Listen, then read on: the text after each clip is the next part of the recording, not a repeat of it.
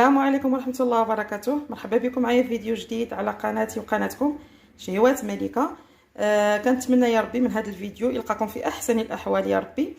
اليوم جيت نتقاسم معكم واحد لو تشيز كيك اللي كيجي اكثر من رائع البنات، وبغيتكم ان شاء الله تجربوه وينال الاعجاب ديالكم. هذا فضلا وليس امرا. واللي عجبته الوصفه ديال اليوم ان شاء الله ما ينساش يتابونا معايا الى باقي ما تابوناش باش ديما يوصلوا الجديد، يدير تفعيله الجرس وبارطاجي مع الحباب باش تعم الفائده ان شاء الله. وما تنسينيش من لايك البنات.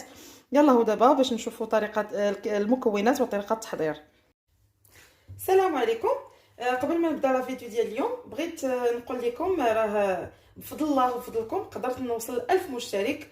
كنشكركم بزاف بزاف الحباب ديالي على هذا الدعم اللي كتدعموني، وبفضلكم قدرت القناه انها تزيد لقدام. وكنشكركم بزاف بزاف على التعاليق الجميله ديالكم اللي كتوصلني، راه دائما تنقراها، الله يجازيكم بخير. ودابا غادي ندخلوا باش نحضر معكم الوصفه ديال اليوم. الفيديو ديال اليوم عباره عن تشيز كيك اللي كيجي رائع البنات. عندنا في هذا التشيز كيك اللي غادي نخدموه بهذا البسكوي ديال الاوريو، واللي غنخلط مع البسكوي العادي اللي كتعرفوا كنعرفوه كاملين جميع. صافي تقريبا انا خديت عندي المول ديالي القطر ديالو 24 سنتيمتر اللي كتشوفوا ماشي صغير شويه. غادي ناخذ هنا خديت واحد 5 ديال الباكيات ديال الاوريو على هذا الشكل هذا، 5 ديال الباكيات على باكيه وحده ديال هذا البسكوي العادي، غادي باش يعطينا واحد اللون اللي هو جميل. صافي دابا غادي ندوز للمرحله باش غادي نطحنوا.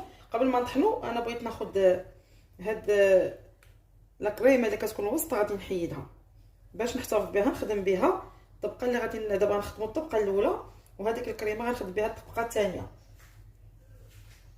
يعني من بعد ما حيدت الكريمه الوسطانيه غادي ندوز دابا باش نطحن هاد البسكوي ديالي. غنطحنو هنا بسم الله.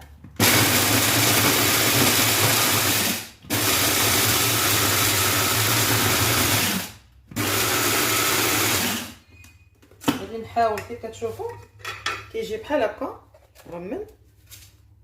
غادي نزيد مازال نطحنو شويه.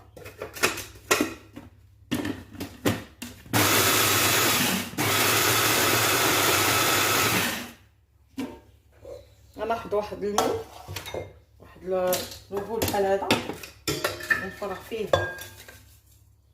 البسكويت باش نطحن الاخر.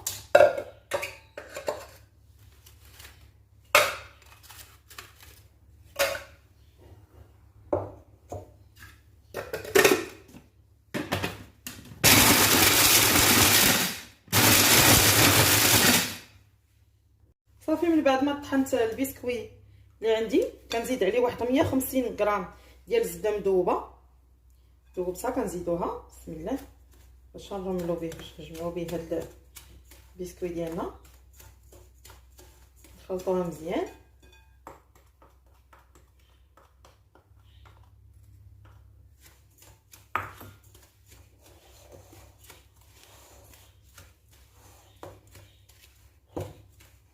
هانتوما كي كتشوفوا القوام ديالها كيجي على هذا الشكل هذا.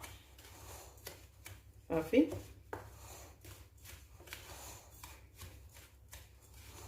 حاولوا هانتوما كيجي شكلها هكا، تنخلطوها مزيان. انا خديت هنايا هذا المول هذا اللي القطر ديالو 24 سنتيمتر، درت ليه ورق الزبده باش يسهل عليا ملي غادي نحل المول. صافي تنفرغوا في هذا المول هذا بسم الله.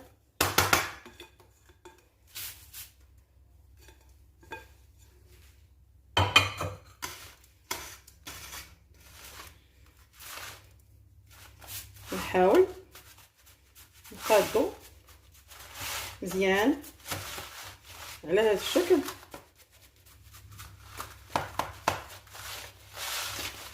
هانتوما البنات غادي ناخذ واحد الكاس هو باش غادي نقاد هاد البسكوي عفوا باش يجي قابط مزيان. صافي وغادي ندخلوه للمجمد باش يشد فراسو مزيان. ونلتقي معكم باش نحضروا الطبقه الثانيه.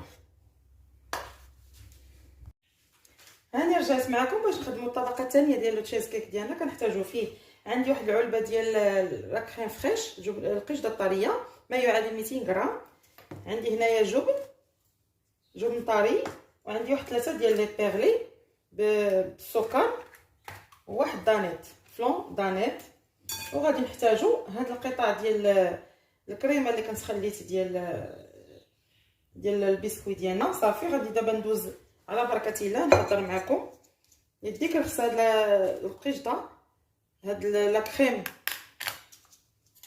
ديال سميتو خصها تكون بارده باش تصدق معكم. كريمه تكونوا قبل واضعينها في الثلاجه. صافي غادي نفرغها في واحد الاناء وغادي نخدمها بالباتور حتى طلع لينا، وغادي نوريكم لي زاستوس ديالو باش تنجح معنا. غادي نزيد تدريجيا واحد 2 معالق ديال السكر ثقيل. من بعد ما طلعت الكريمه ديالنا كي كتشوفوا القشده طريه طلعتها بحال هكا على هذا الشكل هذا، كنضيفوا دابا تدريجيا واحد 2 معالق كبار ديال السكر الثقيل. كنزيد الاولى وغادي نخلطها عاد باش غادي نزيد الثانيه.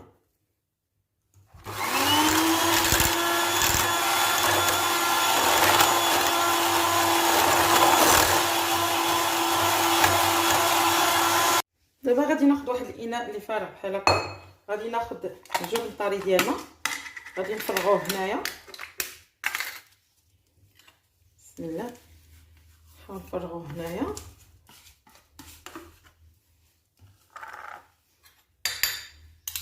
ونزيد عليه هاد العلب ديال الجبنه ديال البيرلي. صافي عفوا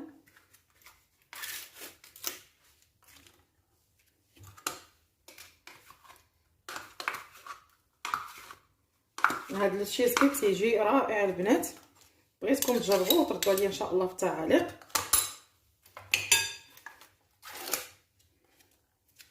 نزيد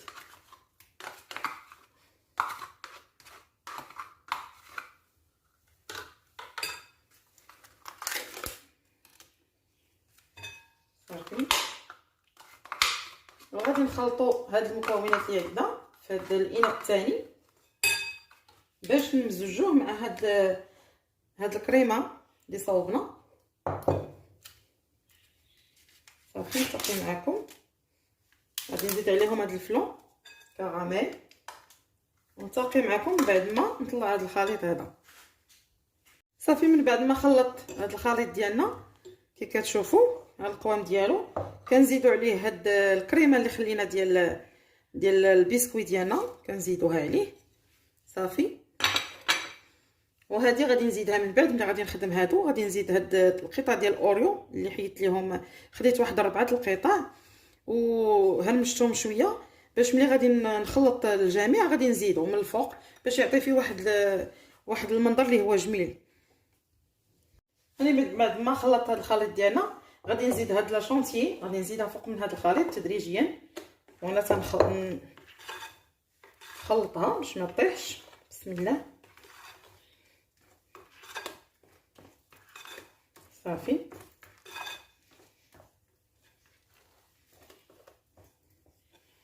غنزيدها كامله.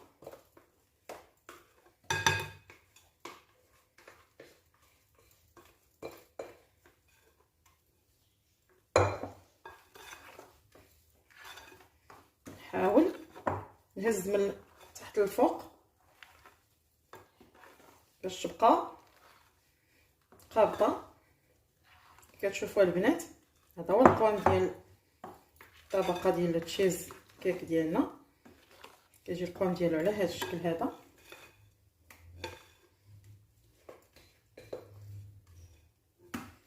صافي ملي غادي نخلط مزيان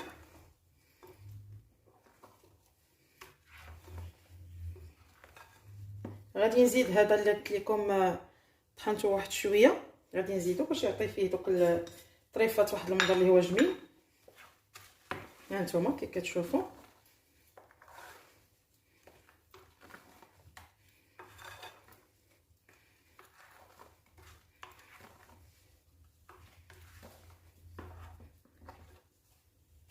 ودابا غادي ندوز من بعد ما جبت هذا من المجمد، غادي ندوز نفرغ هذا الخليط ديالي الكريمه من فوق هذا البسكويت. بسم الله. نتوما يمكن لكم ديروا شي مول اللي هو صغير شويه باش الا بغيتوها تجيكم طالعه، يجيكم لو تشيز كيك طالع. انا هذا المول اللي عندي صافي. كنفرغ جميع الخليط هنا، حيدو من الجوانب. انا ما كي كتشوفوا ما استعملت فيه لا جيلاتين. هذا التشيز كيك تيجي بلا جيلاتين لا بيض لا والو. صافي.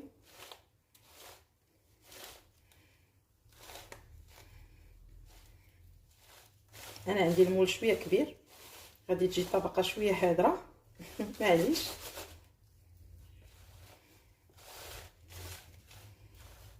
صافي نحاولوا نقادوه في الجوانب مزيان. كي قلت لكم البنات هاد لو تشيز كيك ما نقدروش دابا نزيدوا عليه الطبقه الثالثه، حتى نديروه في المجمد خصو على الاقل واحد 3 تسوايع حتى 4 تسوايع تيشد في راسو مزيان. اولا كي قلت لكم الا ما كنتوش مزروبين به ضروري يبات واحد الليله في المجمد باش تصدق معكم هاد لو تشيز كيك. صافي نحاولوا ماشي نكمل هاد الخليط هكا.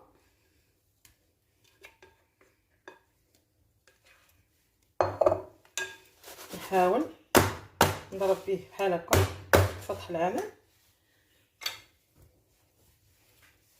كتشوفوا باش يجينا مقاد.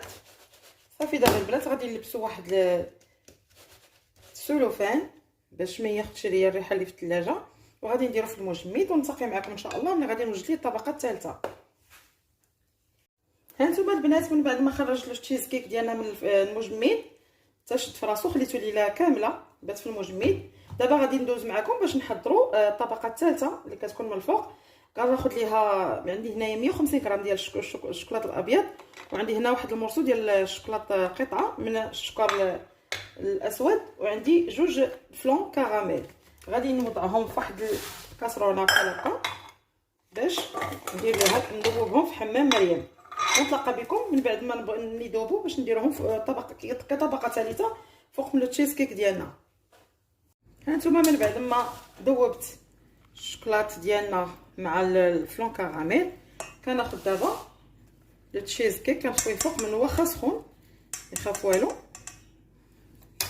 بسم الله. على هاد الطريقه هذه كي كتشوفوا تنخويه كامل. بسم الله.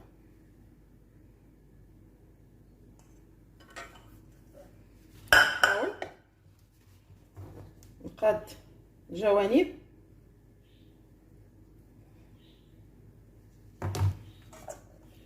صافي.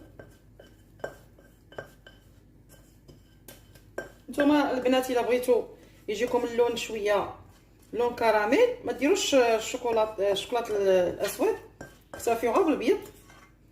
انا حيت الوليدات كيبغيو اللون ديال الشوكولاط هكايا. صافي نحاول باش نحيد منه دوك الحبيبات الفوقانيين، واخا هو راه داب كله ولكن هانتوما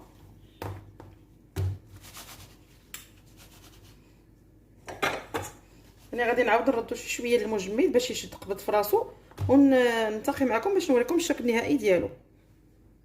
هانتوما البنات من بعد ما خرجت لو تشيز كيك ديالنا دابا غادي نزوقو. هنايا طحنت شويه ديال الاوريو اللي بقى ليا طحنته، غادي نحاول نديرو كطبقه من الفوق اللي بغا التزيين، اللي بغا اللي ما بغاش بلاش يكتفي غير بهذاك المنظر حتى هو كيجي جميل. انا غادي نزوقو من الفوق شويه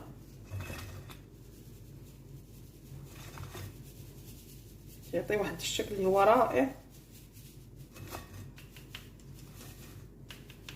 صافي. بعد ما غطيته بهاد الطبقه ديال الاوريو مطحون، غندوزو دابا باش بسم الله نحل الاطار ديالنا. نتوما نحطو بالخاطر، ها هو التشيز كيك ديالنا الشكل ديالو كيجي. نحاولوا نقادوه في الجناب باش ما يتنزلش هاد الكريمه هادي. نقادوه من الجوانب صافي. وغادي نحاول نحيد له هاد الاطار ديال المول صافي. انا غادي نكتفي غير بحال هكا حيت باقي شاد في راسو. وغادي نزوقو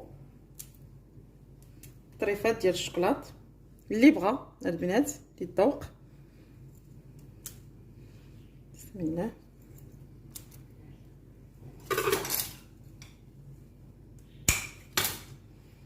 قادوهم